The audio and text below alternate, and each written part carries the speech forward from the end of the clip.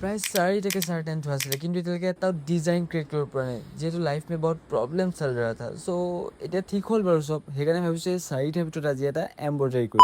নমস্কাৰ মোৰ নাম জ্ঞানদীপ দাস আৰু মোৰ ভিডিঅ'টো চাবৰ কাৰণে বহুত ধন্যবাদ যেটো এমব্ৰইডাৰী কৰাৰ আগতে এটা ডিজাইন ক্ৰিয়েট কৰি ল'ব লাগিব এবাৰ অলপ ডিজাইনটো অকণমান ইউনিক কৰি লৈ চাইছোঁ কিমান আৰু ছানফ্লাৱাৰ কৰি থাকিম এবাৰ অকণমান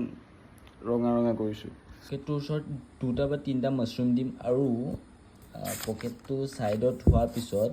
আৰু ছাইড যোনখন এটা পাৰ্ট থাকিব যেনেকৈ মই ছানফ্লাৱাৰ শ্বাৰ্টটো কৰিছিলোঁ ছেইম পকেটটোৰ ওচৰত মাছৰুম ডাঙৰ থাকিব আৰু আপোনাৰ ছাইডত থাকিব সৰু মাছৰুম চ' চাওঁ কেনেকুৱা হয় আৰু ছেম প্ৰচেছ মই শ্বাৰ্টটো ট্ৰাই কৰিলোঁ আৰু যেনেকুৱা ধৰণৰ ৰিজাল্ট লাগিছিল ছেম তেনেকুৱা ওলাইছে ঠিক আছে তেন্তে নেক্সট পাৰ্টত আমি এমব্ৰইডাৰী ষ্টাৰ্ট কৰিম প্ৰথমত এইটো চাৰ্ট আহে যোনটো আপোনাৰ মাছৰুম এডিশ্যন হয় আৰু এইটো ক্লাইণ্টে বেয়া লাগিছে বুলি কৈ ৰিজেক্ট কৰি দিলে আৰু যোনটো এডভান্স দিছিলে সেইটো মই ৰিটাৰ্ণ কৰি দিলোঁ লগাতকৈ ইমান বেয়া লগা নাছিলে এইটো চাৰ্ট এইটো নিউ ডিজাইন এইটো কাৰো তাত দেখা নাই মই এইটো চাৰ্ট ডিজাইন কৰা কিন্তু কি বেয়া দেখিলে নাজানো আৰু ইয়াৰ চাৰ্টৰ চাইজটো L হয় আৰু ইয়াত প্ৰাইচটো বহুত